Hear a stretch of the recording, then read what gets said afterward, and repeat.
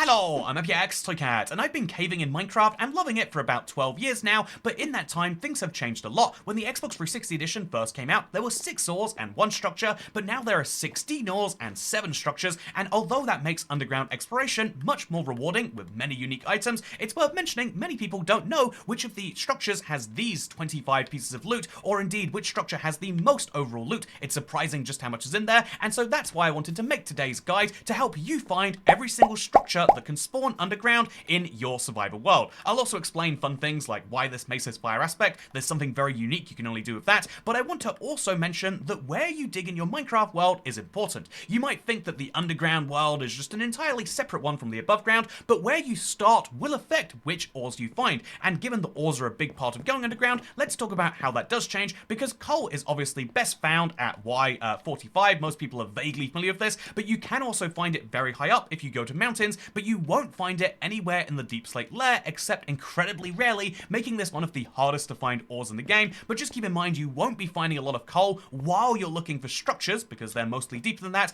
and so you might want to stock up on this before you go. Similarly, I think copper is one that you will mostly find at these high up layers where you don't find a lot of structures, and so it's worth keeping in mind that if you do find a dripstone cave and you're looking for a lot of lightning rods, this is where you should mine because they spawn 16 times per chunk in the dripstone caves. This is pretty crazy by itself, but also if you're above Y0, you might find a copper vein which can spawn with an entire raw block of copper, which is very, very wonderful. That's 9 copper for the price of 1 right there, and you don't even have to deal with turning it into stuff. I think that's wonderful personally, but I also think it's wonderful when you find iron. This is super valuable and spawns everywhere in a Minecraft world, besides, weirdly enough, Y73 to 79, and the interesting thing about iron is that it's very common in higher Y levels, like the mountains, but also you can find iron veins when you're down below the world in the deep slate layers. So if you're looking for a lot of iron, again, I think raw copper is sort of valuable, but I think the raw iron is what's really great. 9 iron for the price of 1. That is something that you can find if you are in the deep slate layers, and so similarly, you can find lapis anywhere from Y-64 to regular 64. So basically, anywhere you're looking for structures, you'll also find lapis, and then redstone and diamond have similar stories of being most common at the bottom of your world. The lower you go, the more common redstone becomes, and the lower you go, the more common diamond becomes. Very, very easy to remember. Then finally, it's just worth saying that if you are looking for gold, you should go to the Badlands biome. I reject the name Badlands personally. I think this is a very good land, but yeah, if you want to go to the Mesa biome, as I like to call it, you'll find 50 times more gold per chunk. It's absolutely wild, and also it's worth mentioning that emeralds can be found in these biomes in specific, so therefore, if you're looking for emeralds, then look in one of these. It's mostly not that valuable as a currency, but it's a great ore to use as a flex, and so as long as you're above Y16, Y-16 I should say, in one of these biomes, you'll do just great. Anyway, now let's talk about the structures, now that we've got the preamble, because that is a very important thing to know. It's worth mentioning that monster rooms were the very first structure added to Minecraft, and they have they have 3 variants, but those variants aren't equal. Instead, for every 4 monster rooms that spawn, or dungeons, or whatever you want to call them, you'll get 2 zombie spawners, 1 skeleton spawner, and 1 spider spawner. Which of these is the most valuable is kind of debatable, but I think most people would say that the skeleton is the best of those, and so here's what happens when you find a monster spawner. Wow, you've got a zombie that spawns every few ticks, if it is, if it is a dark place in there. If the lights are on, you won't find any of those. Speaking of interesting things you'll find here, these are the 25 pieces of loot you can find in a dungeon or monster room chest. There are 1 or 2 of these found around, and these are some incredibly valuable things. Obviously, the enchanted books, if you do find them, aren't going to be that valuable, but finding horse armor, saddles, name tags, golden apples, enchanted golden apples, even the other side disc, I just think there's a lot of valuable stuff, and especially early on in the game, getting a bucket can be a game changer. Also something fun. Did you know the enchanted golden apple glows in the... Oh god! Okay, well this is something fun in my opinion. Speaking of things that are fun, there's not just this one structure, there are also other ones you'll find in the ground with the most similar to the monster room. Oh, by the way, look, it glows in the dark. Super fun, right? Anyway, speaking of things that glow in the dark, Amethyst. As you can see, this is a very, very delightful little structure that you can find, and it's one that is really, really cool the first few times, but ultimately is only really valuable if it's nearby where you spawn. That is because Amethyst Geodes have a 1 in 25 chance of generating in a given chunk. However, they will only grow these lovely little geodes if you are nearby the blocks. So if you happen to find one of these, you want it to be near your spawn because it needs to be in your simulation distance instance be valuable. Then you can use the amethyst shards to craft spyglasses or tinted glass, and ultimately it's something that is valuable to have, but only nearby. Whereas I would say, by the way, do you want to see something fun? Here is a candle, right? I think we can all agree that that's a candle, and it's sitting on top of a trapdoor, but if you swing the trapdoor, the candles stay there. Also a fun thing is that if we throw a wind charge, we can put out the candles. You can all see that it's dark, but let me show you something wonderful. If you have a fire aspect, mace, or sword, you can actually use it to relight those candles. And so if you've ever wanted a secondary use for your mace, because let's be honest, lots of us don't get a lot of primary use, that's a wonderful thing. Speaking of wonderful thing, Mineshaft. Mineshafts spawn in any overworld biome except for the deep dark. That's a fun little thing, and they have all of these things as potential loot. You'll notice, interestingly enough, there is less loot you can find in a mineshaft than you can find in other structures. I think this is incredibly interesting, and I also think it's worth mentioning, though, that this is probably slightly more valuable, except for the bucket, which is missing, because you can get all sorts of seeds down here, making it very, very useful for starting an underground farm. Speaking of underground farm, mineshafts can generate with chains, and so it's one of the few places you can find these in the overworld. Or rather in the natural world rather than crafting them.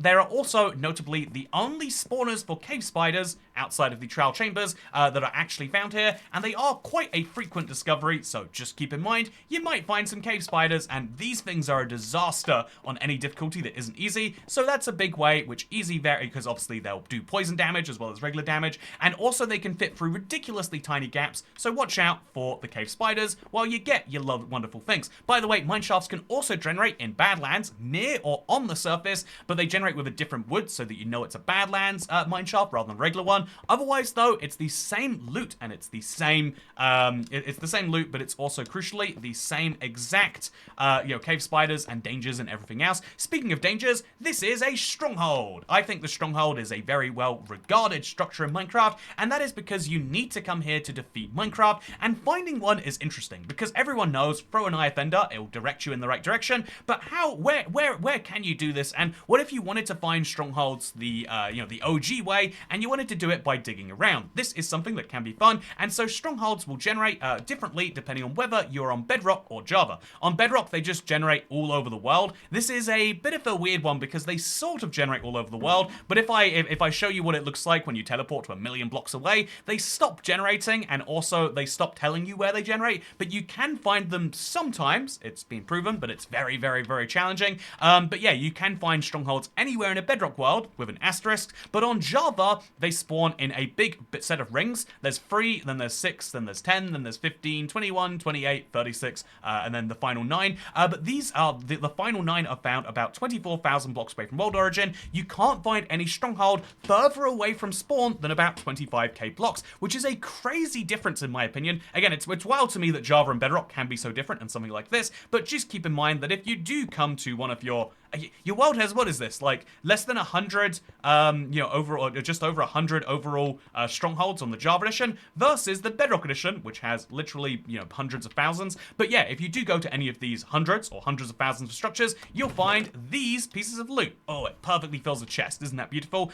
So it's worth mentioning this loot is of a higher quality, especially this disc right here. Oh yeah, that's the good stuff right there. But it is worth mentioning that you can find higher quality enchanted books, especially in the library. You can find paper, books, and you can also find an armor trim here, which makes it very wonderful indeed. Speaking of things that are wonderful indeed, let's go to the trial chambers. These are Minecraft's newest structure at time of recording, and it's worth mentioning that they can generate between Y0 and Y-20. And if you look inside, what you'll find there, and by the way, it's worth mentioning, that's where they start to generate. You can find them higher or lower, but it's because they start there and then they go up high or up low, and it means that in theory you can find them at the bottom of the world, even breaking out a bit, or you can find them super, super high up, but they try to generate around there. So if you dig just above deep slate, you might find the right ores. If you dig just below, you'll find some more diamonds and iron veins, but it's worth mentioning you can do that, and if you do so, here's the loot you can find. Unlike every other piece of loot so far, the trial chambers contain so much that we have to separate it into different chests. So let's do precisely that. that after I mention that there's a unique mob you can only find here, the Breeze. It's the only place in Minecraft you can find it. It used to be we only really had this for the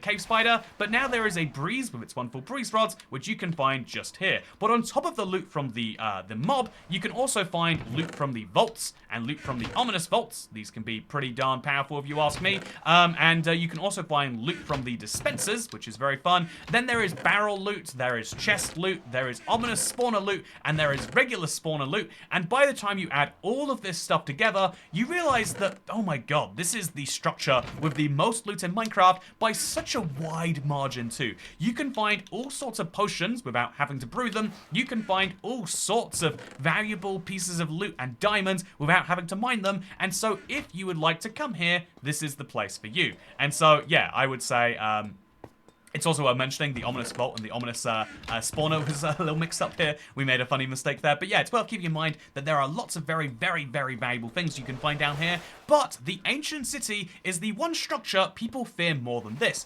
Is that valid? Well, I would say the trial chamber does generate a little more commonly than the ancient city, but the trial chamber has a lot of challenges inside, whereas the ancient city only has one. They often generate below mountain biomes, with their floor always being at Y-51, so finding them is tricky, but if you know where you're looking, it's not necessarily so hard, because they're 220 by 220 blocks in size. That's like the size of the new biome, but it's a single structure, and inside of that structure, you can find this loot. Again, 27 pieces, how very wonderful it is. It's almost like Minecraft set it up that way. And these are the pieces of loot that make it worth coming here for, because if you can, say, combine some echo shards and a compass, you'll get a respawn compass, which points you to the last place you died.